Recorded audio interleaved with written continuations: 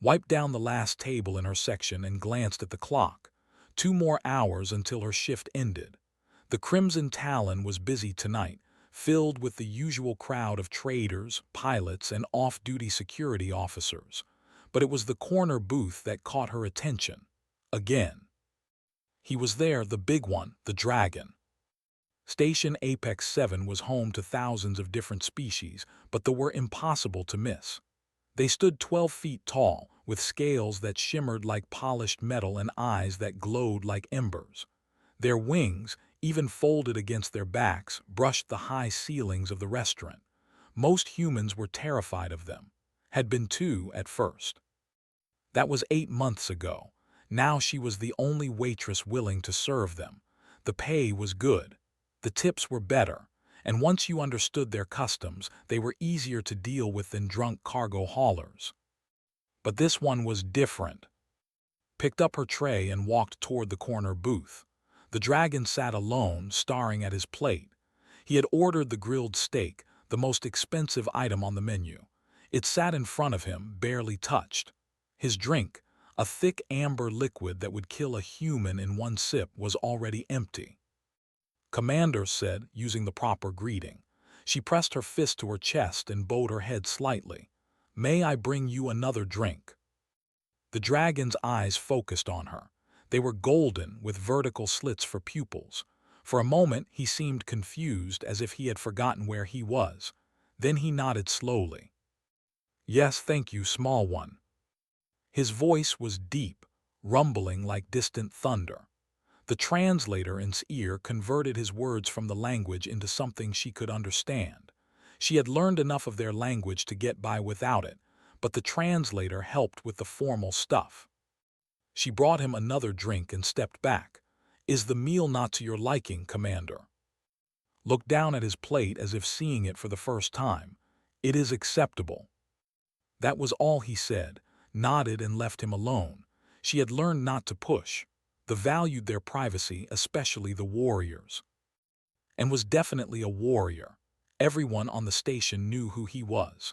Commander, hero of the Century War, the dragon who led his wing through the final battle at the Nebula. The war had ended 3 years ago, but the stories were still fresh. 200 dragons went into that battle. Only 43 came back. Was the reason any of them survived. The other treated him like royalty. Every time he entered the restaurant, they would rise from their seats and press their claws to their chests in salute. They would invite him to join them, to drink with them, to share stories of the old days. Always thanked them, and he always said no. He came to the restaurant 4 times a week now, always alone, always the corner booth, always the same meal, and he never finished it. Watched him from across the room as she served other customers. She noticed things. It was part of being a good waitress. You learned to read people, to see what they needed before they asked for it. His hands shook when he lifted his glass. Just a little, but enough that she could see it. His eyes followed every movement in the restaurant, tracking people as they walked by. When someone dropped a tray in the kitchen and it crashed loudly, his whole body went rigid. His wings twitched, pulling tight against his back. The other dragons noticed none of this. They saw their commander, strong and silent, taking time to himself. They respected his space. But saw something else. She saw the way he gripped the edge of the table, his claws leaving small scratches in the metal. She saw how he closed his eyes and breathed deeply, counting silently to himself. She saw the exhaustion in every movement, as if existing took all his strength. She had seen this before. Her uncle had been a soldier in Earth's colonial wars. He came back different, quiet, jumpy. He would sit at the kitchen table for hours, staring at nothing. Her mother said he was tired. Her father said he needed time, but remembered the way his hands shook when he tried to pour coffee. She remembered how he would flinch at car horns and fireworks. Uncle never talked about what happened out there among the colonies. Nobody asked. In their family, you didn't talk about hard things. You just dealt with them quietly. Reminded her of Uncle. 3 hours passed. The dinner rush ended and the restaurant started to empty. The other had left, roaring and laughing as they headed to whatever warriors did when they weren't eating, remained in his corner booth, nursing his third drink. Or was it his fourth? Had lost count. She approached his table again. "Commander, we will be closing soon." Looked up at her. For a second something flickered across his face. Pain, maybe, or fear.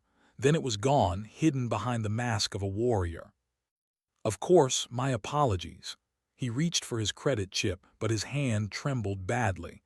The chip fell from his claws and clattered on the table. They both stared at it. His jaw tightened. His scales, usually a deep bronze color, darkened slightly. Shame. Recognized it instantly. In culture, showing any sign of weakness was deeply humiliating. Dropping something because your hands were shaking, that was weakness. Picked up the chip and handed it to him like nothing had happened. "The meal is 80 credits, Commander, but the drink is on me tonight." Took the chip carefully. His golden eyes met hers, searching her face. Why? It was a simple question, but heard everything behind it. Why would a human show him kindness? Why would anyone acknowledge what he was trying so hard to hide? "Because you're a good customer," said simply, "and because everyone deserves a free drink now and then." It wasn't the real answer, but it was enough for now. Nodded slowly and paid for his meal. He left a tip that was 3 times the cost of the food. He always did. As he stood to leave, 3 young warriors burst through the entrance. They were loud, laughing, showing off fresh scars from some bar fight. They saw and immediately fell silent, pressing their claws to their chests. "Commander, join us for a drink." His whole body went tense. His wings spread slightly in instinctive defensive posture, but his voice remained calm. "Not tonight, warriors, rest well." He walked past them and out into the station corridor. The young dragons watched him go with awe in their eyes. Their hero, their commander. Watched too, but she didn't see a hero. She saw a man drowning in deep water, trying desperately to keep his head above the surface, while everyone around him cheered for how well he could swim. She finished cleaning his table and found another generous tip left beside the plate. But she also found something else. 4 deep claw marks gouged into the metal tabletop, hidden where his hands had been resting. Ran her fingers over the scratches. They were fresh. Made tonight. Made while he sat there, silent and suffering, surrounded by people who saw nothing wrong. Something had to change. Was breaking apart, piece by piece, and nobody in his entire species could see it happening. But could, and maybe, just maybe, that meant she could do something about it. She closed the restaurant and headed home through the bright corridors of Station Apex 7, thinking about dragons and warriors and the invisible wounds that hurt the most. 3 weeks passed and his visits to the Crimson Talon became more frequent, 5 times a week, then 6. Then he started coming for lunch too, always alone, always the corner booth, always that same haunted look in his golden eyes. Watched his decline like watching ice melt, slow but steady and impossible to stop. His scales lost their shine. The bronze color turned dull, almost gray in some places. He ate less and less. Some days he would just sit there, staring at his plate until the food went cold. The drinks, though, those he finished. Multiple glasses every visit now. The others still noticed nothing. To them, their commander was simply adjusting to peacetime. That's what they said when they talked about him. He needs time. Warriors always struggle when the fighting ends. He'll find his way. They meant well, but they were blind. Learned more about the during those weeks. She talked to the veterans who came in groups, listened to their stories, learned their customs. The more she learned, the more she understood why they couldn't see what was happening too. In culture, strength was everything. Physical strength, mental strength, spiritual strength. Warriors were supposed to be unbreakable. They could have their arms torn off and they would fight on. They could watch their brothers die and they would not flinch. Pain was temporary. Honor was forever. That was what they believed. That was what they were taught from the moment they hatched from their eggs. Be strong. Never show weakness. Never admit to fear or pain or doubt. It was killing. One afternoon was serving a table of 4 veteran dragons. And they came in often, always laughing and roaring and telling war stories. Today they were arguing about who had the best kill count during some battle had never heard of. "The commander beat all of us," said, raising his glass. He was massive even for a with dark red scales and a scar across his snout. 200 kills in the final battle. 200. "He saved the wing," added quietly. "He was smaller with blue-gray scales and intelligent eyes. We would all be dead if not for him." "Where is the commander these days?" asked, looking around the restaurant. "I have not seen him in weeks." "Stopped cleaning the nearby table. He comes in regularly," she said. "He sits in the corner booth." Laughed, a sound like rocks tumbling. "The small human notices more than we do. How is our commander, little one?" Hesitated. How could she explain what she saw? How could she make them understand? "He seems tired," she said carefully. "Of course he is tired," said, waving a claw dismissively. "He carried the weight of the entire wing. He needs rest. He needs time." Time, they always said that, as if time healed everything, as if waiting long enough would make the pain disappear. Wanted to argue, but she didn't. She just nodded and brought them more drinks. What could a human waitress tell veteran dragon warriors about their own commander? They would never listen. That evening came in earlier than usual. It was barely dinner time, and the restaurant was crowded. The corner booth was occupied by a group of merchants. Saw the panic in his eyes, just for a second, but it was there. He stood in the entrance, wings half spread, looking around desperately. He needed that corner booth. He needed the wall at his back and a clear view of the room. He needed to know nothing could come at him from behind. "Commander," said quickly, approaching him, "I have a table for you." She led him to a different corner, one that wasn't as secluded but still offered a view of the restaurant. Followed her like a drowning man following a rope. He sat down heavily, his breathing fast and shallow. "Same as always?" asked gently. Nodded without speaking. His claws gripped the edge of the table so tightly that she heard the metal groan under the pressure. Brought him his drink first. He drank it in 3 swallows and asked for another, then another. By the time his food arrived, he had already finished 4 drinks. The restaurant got busier. More people came in. The noise level rose. Conversations and laughter and the clatter of dishes filled the air.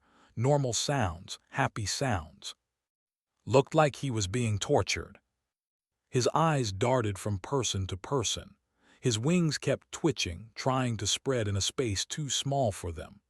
Every time someone walked past his table, his whole body tensed, ready for an attack that never came.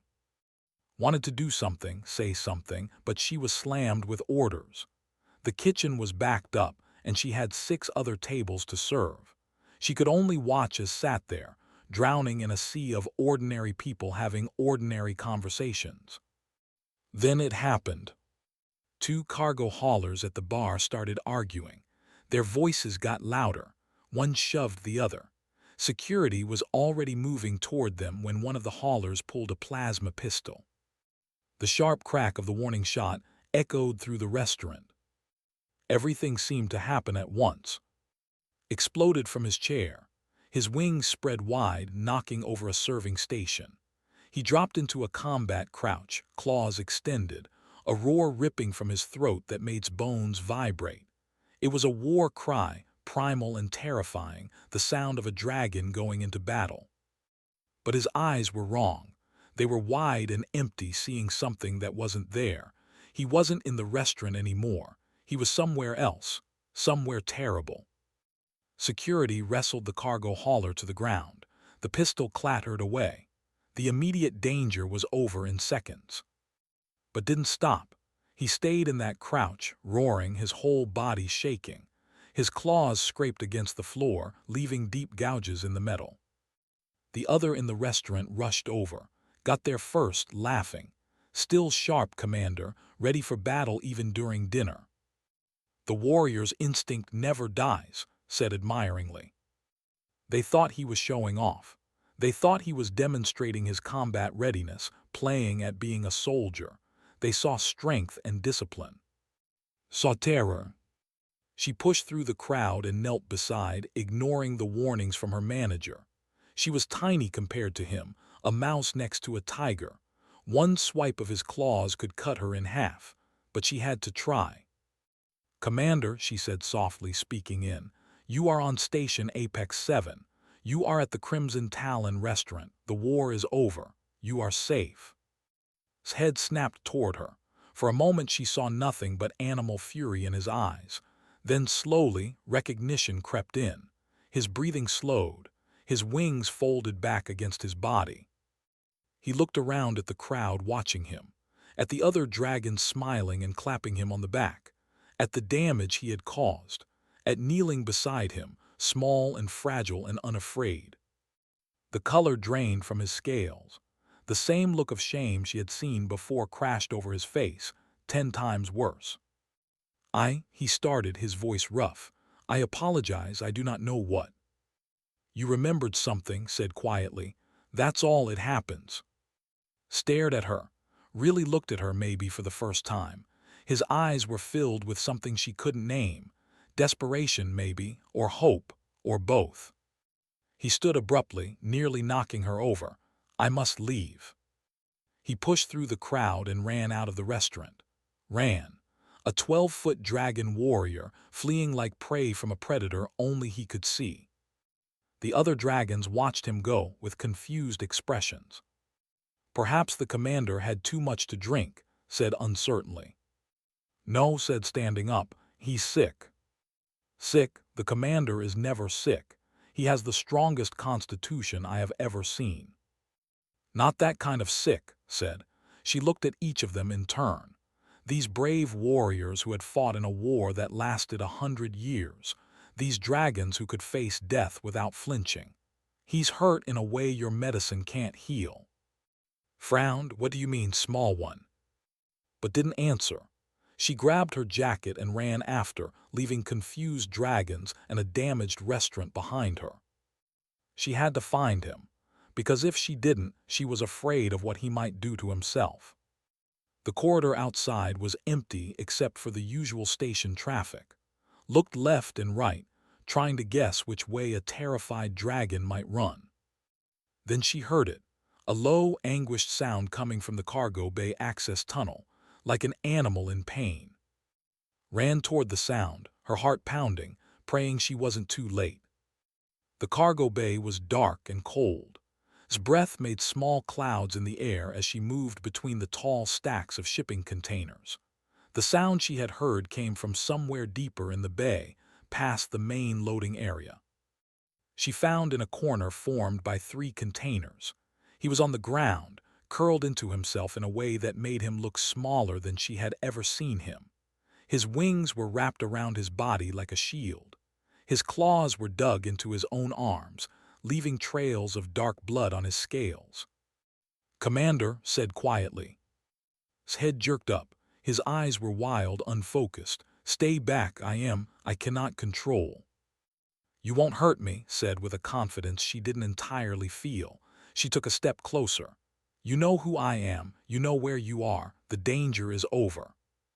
"The danger is never over," said, his voice breaking. "It is always there, always waiting. Every sound, every movement, every shadow could be death. I cannot stop seeing it. I cannot stop feeling it." Sat down on the cold metal floor about 10 feet away from him, close enough to talk, far enough to give him space. "What do you see?" "The nebula, the final battle, 200 of us went in." His voice was flat now, mechanical. "We were supposed to be the distraction, draw enemy fire while the main fleet flanked them. Simple, standard tactics." He stopped, his breathing ragged. Waited. She had learned patience from Uncle. You couldn't rush these stories. They came out in their own time or not at all. "They were waiting for us," continued. "They knew we were coming. It was a trap. We lost 70 dragons in the first 30 seconds. 70, gone before they could even fight back. Just erased from existence." Stomach twisted. She had heard about the Century War, but the stories always focused on the glory, the victory, the heroism. Nobody talked about this part. I gave the order to retreat. My second-in-command, my shield brother since we were hatchlings, he told me to wait. He said we could still complete the mission. Just 30 more seconds and the fleet would be in position. His claws dug deeper into his arms. I said no. I ordered everyone to fall back immediately. He bought us time to escape. He and his squadron held the line while the rest of us ran. All 12 of them died. The anguish in his voice was like a physical thing, filling the cargo bay with grief. We made it out. 43 of us survived. The fleet commander said I made the right call, said I saved the wing. They gave me medals, called me a hero. He finally looked at his golden eyes shimmering with unshed tears. But is dead. 11 other good dragons are dead because I gave up, because I was afraid. You saved 43 lives, said gently. I failed 157. No, the trap killed them. The enemy killed them, not you. Shook his head violently. You do not understand. In culture, a commander is responsible for every soul under his command. Their deaths are my burden to carry. Their families curse my name. I hear them every night. All those dragons who will never go home. And where are you supposed to go? Asked. Who carries your burden? Stared at her in confusion. I am the commander. I carry my own burden. That's not how it works. Not for anyone, not even dragons. What would you know about it? The anger in his voice was sudden, sharp. You are human, a waitress. You have never fought in a war. You have never held a dying warrior in your arms and felt their last breath. You have never had to choose who lives and who dies. Didn't flinch from his anger, she had expected it. You're right, I haven't experienced what you have, but I've seen what happens after. My uncle fought in Earth's colonial wars. He came back alive, but something inside him died out there. He jumped at loud noises. He couldn't sleep. He would sit and stare at nothing for hours. His hands shook all the time. Looked down at his own trembling claws. My family told him to be strong, continued. They told him time would heal him. They ignored the signs because they didn't know what they were seeing. And one day, Uncle went into the garage, sealed the door, and started his car. They found him the next morning. The silence that followed was heavy and terrible. I am sorry, said quietly. I'm telling you this because I see the same things in you that I saw in him. The shaking hands, the constant alertness, the way you flinch at sudden noises, the drinking, the isolation. These aren't signs of weakness, Commander. They're symptoms of an injury. I have no injuries. The healers checked me after the battle. I am physically whole. Not all injuries are physical. Looked at her with something like desperation. Then what is wrong with me? Why can I not stop seeing the battle? Why can I not sleep without dreaming of burning ships and dying dragons? Why do I feel like I am still there, still fighting, even though the war ended 3 years ago? This was the moment when could either help him or lose him forever. On Earth, she said carefully, we have a name for what you're experiencing. We call it post-traumatic stress. It happens when someone goes through something so terrible that their mind can't process it normally. The brain gets stuck in survival mode. It keeps reliving the trauma, trying to make sense of it, trying to prepare for it to happen again. That is, struggled with the concept, that is a mental illness. It's an injury to the mind, just like a broken bone is an injury to the body. It's not your fault. It's not weakness. It's what happens when you push a living being past their breaking point. Do not break, said automatically, but there was no conviction in his voice. Yes, they do. You're breaking right now, Commander. I'm watching it happen. And the worst part is that nobody around you can see it because your culture doesn't believe mental wounds exist. Was silent for a long time. When he finally spoke, his voice was small and lost. I thought I was going mad. I thought I was dishonoring and all the others by being unable to move on. I thought I was weak. You're not weak, you're hurt. There's a difference. Can it be healed? This injury you speak of. Thought about Uncle, about how different things might have been if someone had helped him, if someone had understood what was happening. I don't know if healed is the right word, but it can get better. You can learn to manage it. You can learn to live with it. But first, you have to stop pretending it doesn't exist. If I admit this weakness to other, I will lose everything. My rank, my honor, my place in society. They will see me as broken. Then we find another way. Humans have been dealing with this for thousands of years. We've made mistakes, but we've also learned things. Techniques to calm the mind, ways to process trauma, methods to ground yourself when the memories come back. Looked at her with a mixture of hope and fear. You would teach me these things. Why? Because nobody helped my uncle. Because you deserve better. Because sometimes the bravest thing a warrior can do is admit they need help. Slowly unwrapped his wings from around his body. The defensive posture faded. He looked at his arms, at the claw marks he had made in his own flesh. I do not even know why I do this, why I hurt myself. It's a way to focus on physical pain instead of emotional pain. It gives you something you can control when everything else feels out of control. You truly understand these things. I've spent years studying it, trying to understand what happened to Uncle, trying to make sense of why nobody helped him. Stood up slowly. I can't promise to fix you, Commander, but I can promise to see you, to acknowledge what you're going through, to give you tools that might help. Is that enough? Stood as well, towering over her. In the dim light of the cargo bay, he looked ancient and exhausted and utterly defeated. But there was something else in his eyes now, something that hadn't been there before. It is more than anyone else has offered, he said quietly. It is more than I thought possible. Then let's start with something simple. Held out her hand, palm up, a human gesture of peace and trust. When the memories come back, when the fear overwhelms you, I want you to focus on something real, something in the present moment. Feel the floor beneath your feet. Count the breaths going in and out of your lungs. Find 5 things you can see, 4 things you can touch, 3 things you can hear. That is all. It's a starting point. It reminds your brain that you're here now, safe, not back in the battle, not in danger, here. Looked at her hand for a long moment. Then, carefully, he extended one claw and touched her palm. The gesture was impossibly gentle for a creature built for war. I am on Station Apex 7, he said slowly. I am in Cargo Bay 7. The war ended 3 years ago. I am safe. Yes, said smiling, you are. For the first time since she had met him, shoulders relaxed. The constant tension that wound through his body like wire began to loosen. It was a small change, barely noticeable, but it was a beginning. I do not know how to thank you, small one. Come back to the restaurant tomorrow. Same time, same booth. We'll talk more. And Commander, you don't have to carry this alone anymore. Nodded slowly. Then he did something that shocked.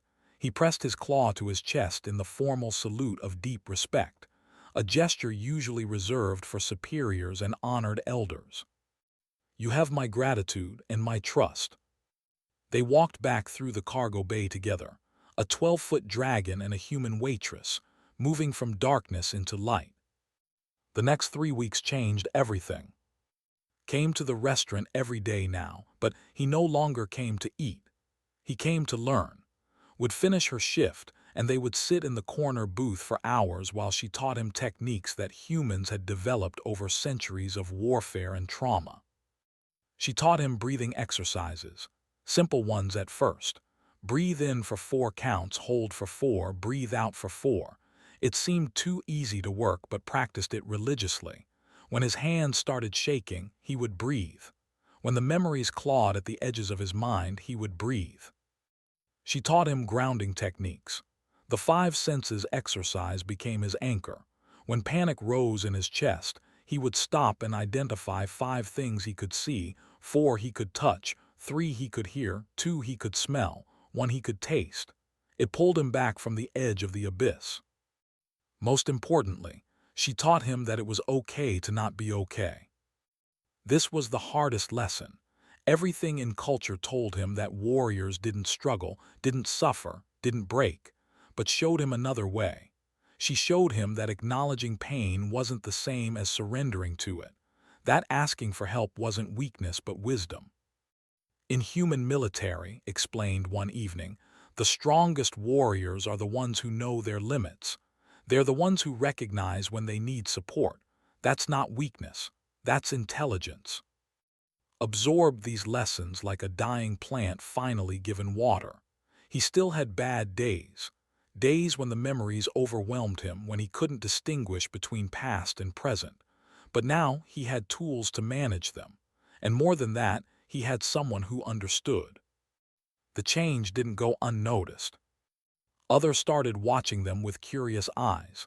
The great commander spending hours in deep conversation with a human waitress. It was strange, unprecedented.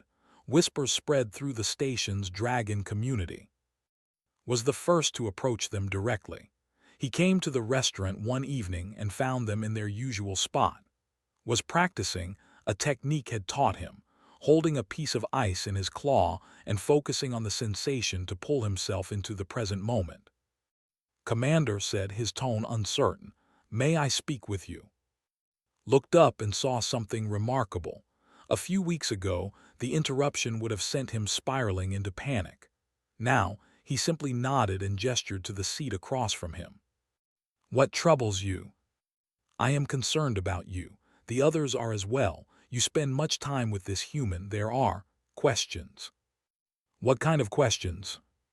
Shifted uncomfortably, his scales rippling with embarrassment. "Some wonder if she has some kind of power over you, if she is using human tricks to manipulate you. Others think you may be conducting some kind of intelligence work, gathering information about humans." Started to stand, ready to leave and give them privacy, but's claw gently touched her wrist. "Stay," the gesture said. "Is helping me with something the do not understand," said carefully.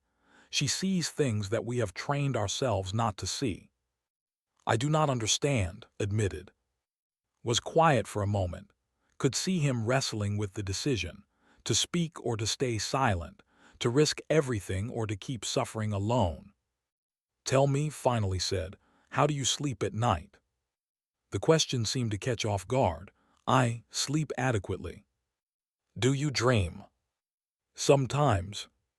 "What do you dream about?" Scales darkened slightly. "The war, the battles, the faces of dragons I could not save. But these are normal dreams for a warrior. Everyone has them." "How often do you have them?" "Every night," said quietly. "But that is expected, that is normal." Leaned forward. Is it normal to wake up screaming? Is it normal to avoid crowded places because they make your scales crawl? Is it normal to drink yourself unconscious just to stop your mind from racing?" Stared at him in shock. "How did you?" "Because I do these things too. Because I watch you do them. Because I see flinch every time someone comes up behind him. Because I notice that cannot be in the restaurant when it's too crowded. Because stopped flying, even though there is no physical reason he cannot." "We are warriors," said, but his voice lacked conviction. "We are strong." "We are wounded," corrected. "And we have been taught that wounds of the mind do not exist. So we suffer in silence, believing that we are the only ones broken, never realizing that we are all breaking together." Watched's face as understanding slowly dawned. It was like watching someone see color for the first time. "The humans have knowledge about this?" asked. "They have experience with it," said. "Humans have been fighting wars for our entire history. We've learned, slowly and painfully, that soldiers come back different, that the mind can be injured just like the body, and we've developed ways to help." "Can you help me?" The question came out small, vulnerable, everything a warrior was not supposed to be. "I can try," said. Word spread quickly after that. Within days, other veterans began approaching. Quietly, carefully, when no one else was watching. Came first, then. Each of them carried the same wounds, the same invisible scars. Each of them had believed they were alone in their suffering. Did her best to help them all. She taught them the breathing exercises, the grounding techniques, the ways to manage the flashbacks and panic. But she knew it wasn't enough. She was one human with limited knowledge. These dragons needed real help, professional help. The backlash came on a cold station morning. War Chief, one of the eldest and most respected on the station, arrived at the Crimson Talon with an entourage of senior dragons. They came during shift, and their presence made every conversation in the restaurant stop. "Human," said, his voice like grinding stone, "you will come with us." His manager tried to protest, but one look from the war chief silenced him. Followed the dragons to a private conference room, her heart pounding. Wasn't here. Neither were any of the others she had been helping. The conference room was built for humans, so the dragons had to stoop awkwardly under the low ceiling. It would have been funny in other circumstances. Now it just made them seem more dangerous. "You have been interfering with our warriors," said without preamble, "teaching them human weakness, filling their heads with lies about mental illness." "I've been teaching them to survive," said, fighting to keep her voice steady. "Teaching them that their pain is real and that it can be managed." "Pain?" Scales flared with anger. "Do not feel pain of the mind. We are warriors. We are strong." "Your warriors are breaking," said, and she was surprised by the force in her own voice. "They're suffering and you call it honor. They're dying inside and you call it strength. You've taught them to fight, but you never taught them to heal. You presume to lecture us about our own people." "Yes," said simply, "because I can see what you refuse to see. Hasn't slept in weeks, drinks himself unconscious every night, can't stand in crowds anymore, stopped flying even though his wings are fine." And she stopped, her voice catching. "Was hurting himself, clawing his own arms until they bled because the emotional pain was so unbearable that physical pain was a relief." The silence that followed was crushing. "These are lies," said, but there was uncertainty in his voice now. "They're not, and deep down, you know it. You've seen the signs. You've just chosen to ignore them because acknowledging them would mean admitting that your warriors are not invincible. That war wounds more than just the body." One of the elder dragons, a female named, spoke up quietly. "I have noticed changes in the veterans. I thought it was simply adjustment to peacetime." "It's not adjustment," said. "It's trauma. It's what happens when you send people into hell and expect them to come back unchanged. Every species that has ever fought wars deals with this. Humans, all of them. We all have warriors who come home different. The only difference is that we acknowledge it and try to help. You pretend it doesn't exist." "What would you have us do?" asked. And for the first time, he sounded less like an angry war chief and more like a leader who genuinely didn't know how to help his people. "Admit the problem exists. Bring in experts who understand trauma. Create support systems for your veterans. Let them know that struggling doesn't make them weak, that asking for help is not shameful, that they are not alone." The door to the conference room burst open. Stood there, breathing hard, his wings spread wide. Behind him were, and at least a dozen other veteran dragons. "War Chief," said, his voice ringing with command, "the human speaks truth. We are wounded. I am wounded, and I am no longer ashamed to admit it." Stared at his warriors, at the dragons who had fought in the Century War, who had sacrificed everything for their people. And in their eyes, he finally saw what he had been refusing to see. Pain, exhaustion, suffering, and hope. His voice cracked. "I did not know." "We did not tell you," said gently, "because we were taught not to, because we believed it was weakness, but showed us another way.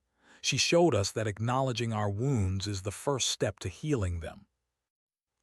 Really looked at her, and she saw something shift in his ancient eyes. "Teach us," he said. 6 months changed everything. Station Apex 7 became the center of something unprecedented in history. The Council, after heated debates and fierce resistance from traditionalists, officially acknowledged what they called Warrior's Wound.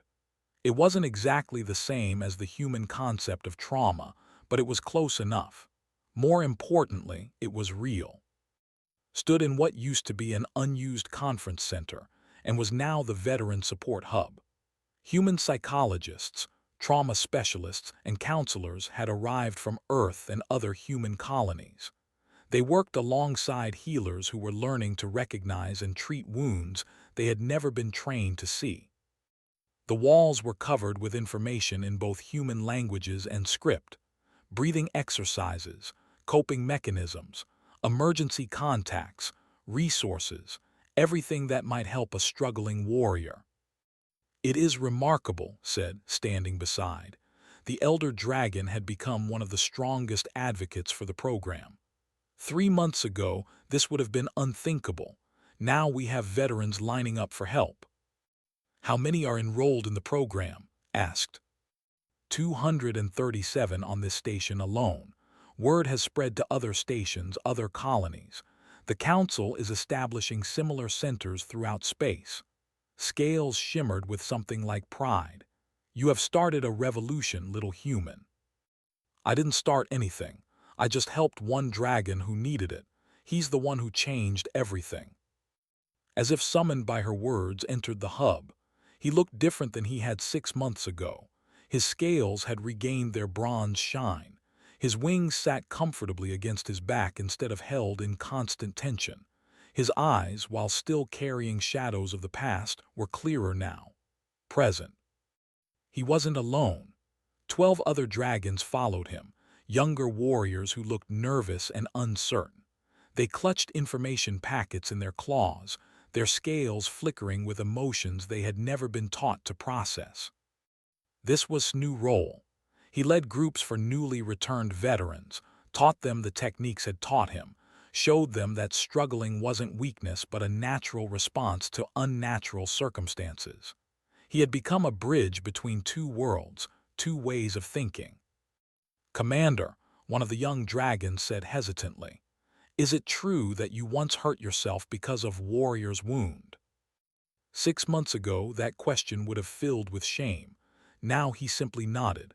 "Yes, I did not understand what was happening to me. I thought I was going mad.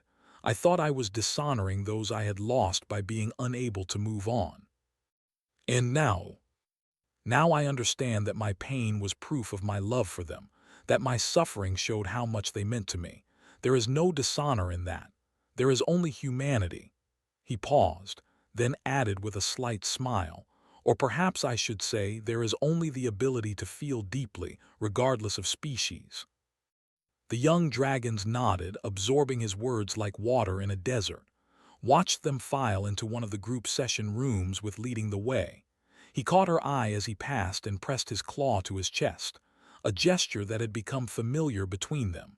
Respect, gratitude, friendship. "He is doing well," observed. "He still has hard days," said. "Everyone does. Healing isn't a straight line, but yes, he's doing better. Thanks to you." Thanks to him, he had the courage to accept help. That's the hardest part. The Crimson Talon had changed too. It was no longer just a restaurant. It had become an unofficial gathering place for veterans, a safe space where dragons could meet and talk openly about their struggles. The management had embraced it, training the entire staff in basic trauma awareness. Still worked there, but her role had evolved. She was officially listed as Veteran Services Coordinator now, though she still picked up shifts as a waitress when they were short-staffed. She liked the balance, liked being able to move between the two worlds. One evening, as she was cleaning tables after the dinner rush, a group of familiar faces came through the door. And the original group, the ones who had started this entire revolution. But they weren't alone. With them were dozens of other dragons, veterans from different wings and different battles, and mixed among them were dragons who had never fought in the war at all, family members, shield brothers, friends, all of them learning together how to support their wounded warriors. "We are celebrating," announced in his booming voice. "Flew today, for the first time in 4 years." The restaurant erupted in cheers. looked embarrassed but proud, his scales flushed with color.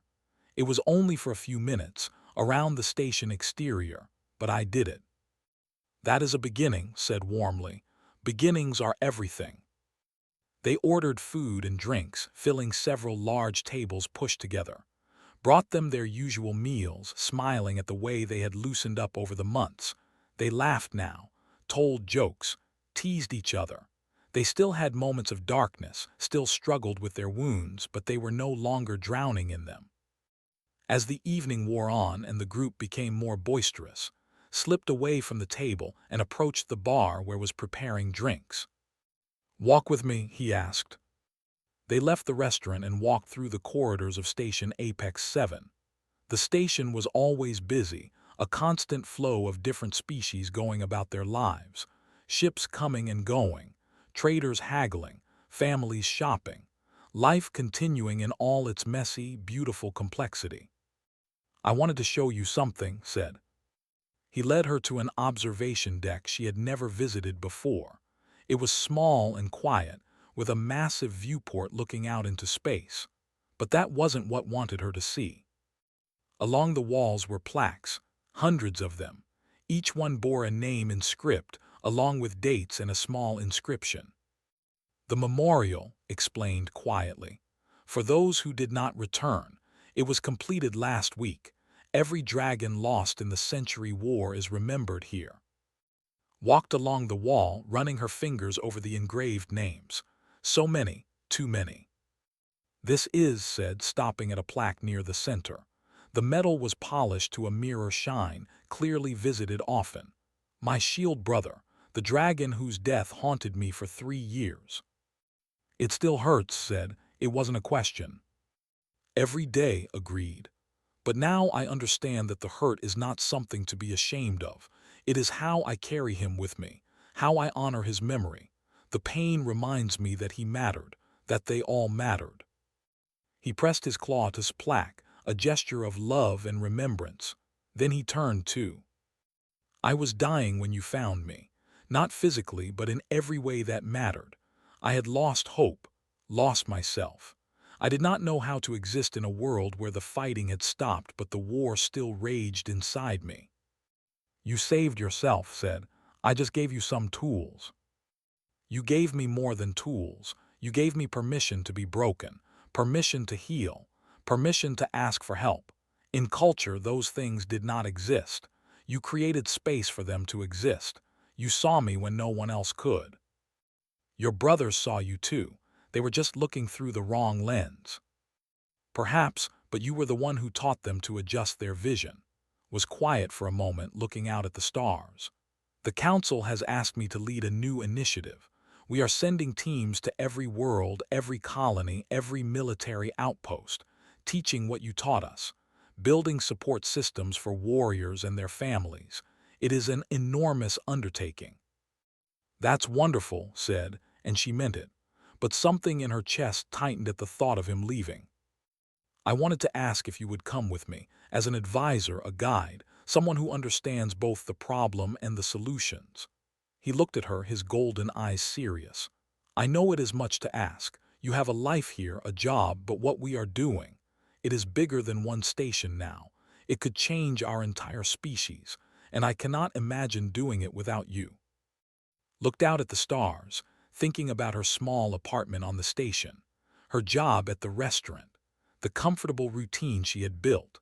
Then she thought about Uncle, who had died alone because no one understood what he was going through. She thought about all the warriors across the galaxy who were suffering in silence right now, believing they were the only ones broken. "Yes," she said simply, "I'll come." Scales brightened with relief and joy. "Thank you for everything, for seeing what no one else saw, for having the courage to act when it would have been easier to look away, for teaching an entire species that strength and vulnerability are not opposites but partners. You're giving me too much credit." "I am giving you exactly the credit you deserve." He pressed his claw to his chest in that familiar salute. "You saved my soul, and through me, you saved countless others. That is not something small." They stood together in the memorial chamber, surrounded by the names of the fallen, and looked out at the universe beyond. Somewhere out there, on distant worlds and stations, other warriors were struggling with wounds no one could see. But now, finally, help was coming. Understanding was spreading. The silence was breaking. All because a human waitress noticed what veteran dragons didn't, and had the courage to care. 3 weeks later, stood on the boarding ramp of a transport ship. Her belongings were packed, her goodbyes said. The restaurant staff had thrown her a party. The veterans had given her a Medal of Honor, an unprecedented gesture for a non. But it was the scene in front of her that made her smile. The Crimson Talon's evening shift was in full swing. Through the windows, she could see dragons and humans and a dozen other species all eating together, talking together, existing in the same space without fear.